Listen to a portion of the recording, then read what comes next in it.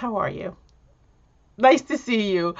How do you deal with disruptions in your life and stay on track with your goals, whether it be business, whether it be, you know, losing weight, whatever it is, disruptions in your life, things that are not expected, things that you didn't plan for. Disruptions can look like a number of different things. They could be, a healthcare crisis. They could be some sort of emergency. It could be a death in the family. It can be anything that takes you out of the norm of what you were doing, the path that you were on. And sometimes it can be jarring and disjointing. It can be frustrating for you. I want to talk to you about that today. But before we get into it, if you are meeting me for the first time, how are you? My name is Swannaby Smith, and I work with moms to essentially give them tools of how they can find clarity in their life, how they can pursue their dreams, their goals, even through the challenges of a motherhood where they're what I want to call extreme caregivers. And I'll tell you what that looks like. So some of you know my story and some of you don't know my story, but my youngest son, who graces us with his presence sometimes on my videos, my youngest son has special needs, and he was actually diagnosed with leukemia a few years ago while we were in the midst of dealing with the autism. And when he was diagnosed with leukemia, he was 4.5 years old. And what sort of happens with that, if you don't know the leukemia lifestyle, the cancer lifestyle, is that there is no normal day. Nothing really ever looks the same. You could have a day when everything seems to be going right, and all of a sudden someone has to be rushed to the hospital. Your child has to be rushed to the hospital because they spike a fever, or something isn't going right with, maybe they're taking a specific drug and they're having a reaction to it.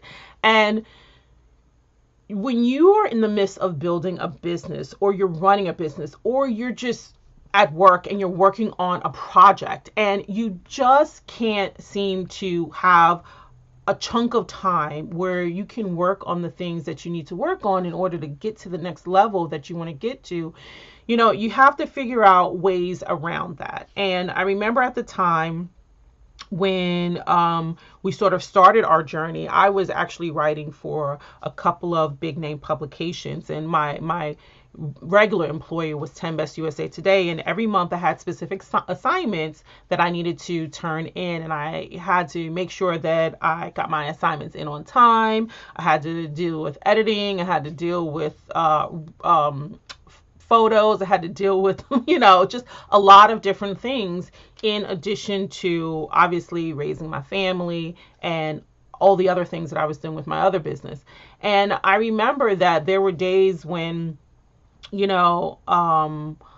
I would think that I had a certain number of hours to myself to get things done, and I would get a phone call and I would need to stop doing what I was doing immediately to go rush and, take care of my son.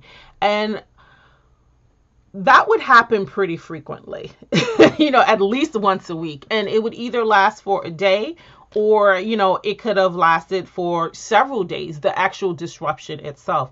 And so I had to quickly figure out, like, how do I circumvent that? How do I work with this? There have been many times where I've said to myself, well, you know what, Tawana, go back into the workforce full time, go back into, corporate America. And for one thing, it's not really something that's in my heart and aligned with, what I want to do with my life and the way that I want to help and service people. But it also isn't something that works for our lifestyle and works for the circumstances that we have. Anytime I would think about going that route and maybe taking an opportunity, I'm always quickly reminded that that's not my reality, right? Because I have to be there for both of my children, but specifically the youngest one, when we have some of these medical disruptions. And if I could sum it up really quickly, like the first thing, the overarching thing that you need to remember is that you need to be flexible. You have to have flexibility, okay? You have to have flexibility with yourself, and you have to have flexibility kind of with your schedule, right? So that's the first thing, right? And if you don't have that flexibility, you don't allow yourself to be flexible, if you don't give yourself grace, then what happens is you wind up feeling stressed out, you wind up feeling frustrated with yourself, you wind up having, these feelings of resentment, whatever, because you're not giving yourself the grace that you need to give yourself in the situation that you're having, that you're going through. I mean, for us right now, today, the disruption is just the kids being home from school in the middle of the week because whatever the school needs to do. We've had plenty of days this month where they have had snow days. And so as much as I might try to map things out on my personal calendar, when things happen with my children, when things happen for me as a mom, where I have to give my attention to my kids, that calendar has to go by the wayside.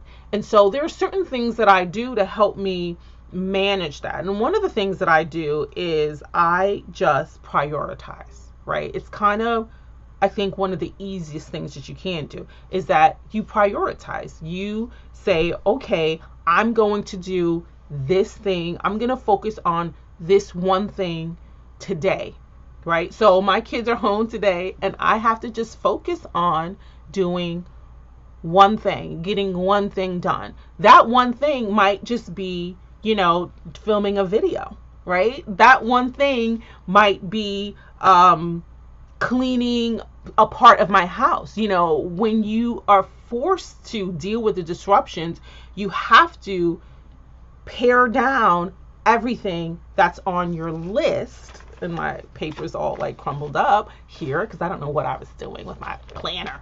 Had some rough days here. All of these things on your list, you might have to pare down and say, you know what? I'm just going to pick one, right? And when you pick one and you get that one thing completed, then you feel successful and maybe you can fit something else in, right? So it's just a little tool. It's a little game that I play with myself to say, all right, like, can I get this one thing accomplished, the thing that I really want to get accomplished today, and just focus on that. And if I can focus on that one thing, then maybe I can do something else, right? So you have to decide to yourself, what's the one most important thing for me to do today that's going to make me feel like I've accomplished something, right? And then everything else, you can save everything else for later. Or if you have time to do something else, you can do it later. So for instance, right now, this is actually my second take of this video. The first take of the video, if we want to be completely honest, my son was down here screaming, screaming on camera, and no one could hear it. Thankfully, because the camera was not the camera, but the microphone wasn't on. It wasn't working. So I saved the viewers from actually hearing all the noise.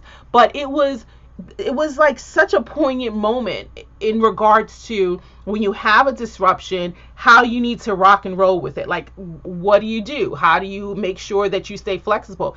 And what was cool about it was, so I couldn't get hung up about, oh my gosh, the microphone was on, because the microphone actually saved me. I didn't get hung up about, oh, he's, disrupting my video, because thank goodness he was disrupting the video. It made me stop the video and restart it because my microphone wasn't working. So, I always like to look at, okay, this thing happened.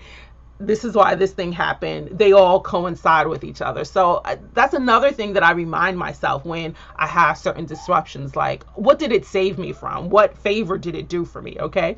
The other thing that I do is that I make it a point to say no more often. And sometimes saying no means that you have to say no to people, and you need to say no to opportunities. And I know it's not really an easy thing to do for most of us to say no, but opportunities and people are always going to come to your doorstep. Don't believe that, you're not going to get another opportunity. What is for you is going to be for you, and it's going to come back to you. So don't ever think that, oh, this disruption that's happening in my life right now is preventing me from this opportunity. I'm going to tell you something. If that opportunity is truly for you, then what you can do is go to the person that's affording you the opportunity and saying to them, you know what, I can't do this right now because ABC XYZ is going on. Do we have some flexibility of doing it later? And if that person says no to you, then that opportunity was never really yours. And then you also have to ask yourself this question: if they say no to you, were they really aligned with who you are as a person, as far as flexibility, as far as working with you? Did they really want you? Because if they really, really wanted you for that opportunity, then they would be flexible with you and they say, yeah, no problem. We can, do this when you are available. Or I totally respect and recognize that this thing is going on for you. You've got my thoughts, you've got my prayers. We're going to work with you. Okay. So that's something that I always remind myself. And I always remind myself that another opportunity is right around the corner. Don't worry so much about that opportunity. When you have to say no to people, you're going to shock them. I know that I shock people when I'm like, no, I can't do that. No, I'm not available to do that right now. But, again, if those people are supportive of you, or they understand how to say no themselves, then it won't be so much of a shock to them, right? So you also have to make sure that you are, rocking and rolling with people that are aligned with who you are and what some of your values are, right? And sometimes when you say no a lot, right, and you say no more often, what happens is you wind up standing on your own. You wind up kind of standing alone for a second because, again, a lot of people aren't comfortable with doing that. And if I can give you one resource that you should look into as far as standing alone in like the wilderness, I got this from like Brene Brown, when she uses this term, like, being in the wilderness and standing alone in who you are when other people aren't necessarily like that or supportive of that. I want to share her book with you, the cover of her book, Brave in the Wilderness. This is a really, really good book for you to look into if you need more motivation in knowing how to say no and standing on your own and standing alone. I really like the book. I got through it in just 3 days because it spoke to me. It spoke to me and it spoke to who I am. And it was very aligned with actually how I stand, when I have a particular messaging or, the way I might act when I need to say no. So it might be something that can work for you and that can serve you. But don't ever feel bad about having to say no when something isn't going to work out for you. Because you have certain disruptions going on in your life. Something else that I do is I compartmentalize, right? So, I always have done this thing where I've said, when I come to that bridge, I will cross it, right? And so maybe you've heard that saying before. When I get to the bridge, I will cross it. And so that's sort of like everything. And it allows me to make sure that I'm focusing on one foot in front of the other instead of looking all the way across the street, right? Having that mentality of focusing on what's right in front of me has helped me day in and day out to deal with disruptions that happen in my life. I did a triathlon. I actually did 3 triathlons several years ago, and I was a new swimmer when I did these triathlons, and that very first triathlon. And I remember what the swim coach had said to me. He said, you know what? When you're swimming, don't look at, that 3/4 of a mile away. Don't try and find the finish line. Focus on each stroke in front of you and keep focusing on the stroke in front of you. And so it was a way of compartmentalizing the length of that swim. So instead of, me trying to find the finish line and looking so far forward, just focus on the water in front of me for each stroke, and by the time you do that, by the time you look up, you're already there at the finish line. And that to me was super, such a great tip, such a great swimming tip when you're swimming distance, but it was poignant in that it was applicable to life and applicable to compartmentalizing and dealing with huge goals, huge things that you need to do, but putting things into little compartments and dealing with that little compartment before you deal with maybe the whole cabinet, right? So that's what I would do all the time. That's what I do all the time. I will cross that bridge when I get to it and just deal with one step at a time.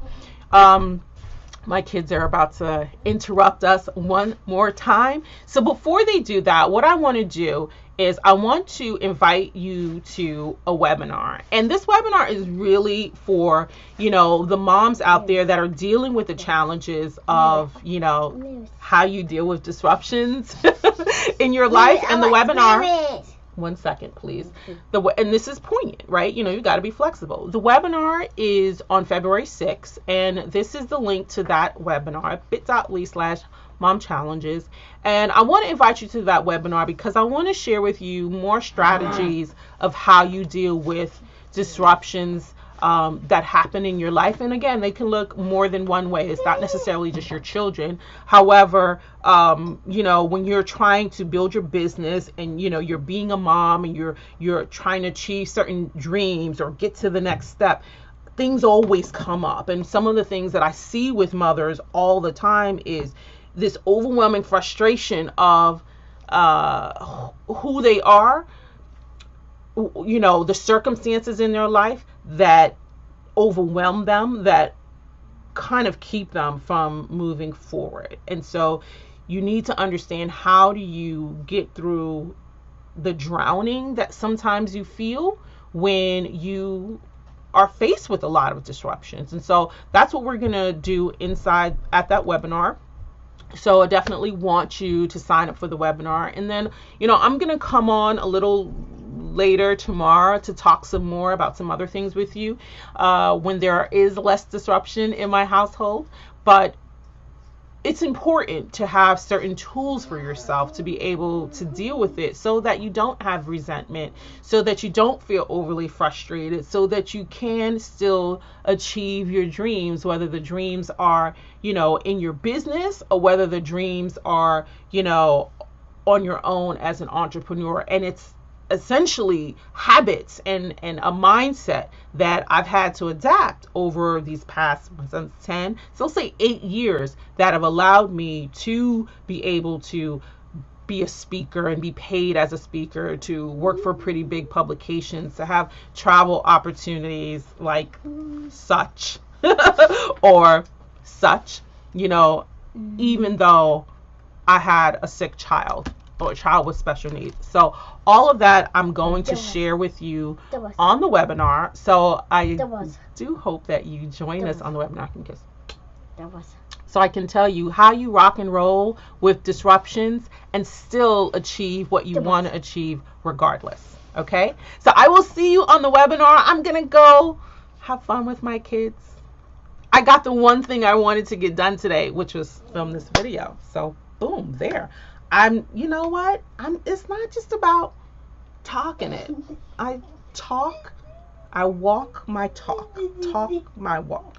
You know what? I always get these sayings wrong. Don't mind me. You know what I'm talking about. All right, guys, I will see you next time, but definitely sign up for the webinar and we can chat more about dealing with your disruptions and still achieving your goals. I'll see you later. Bye.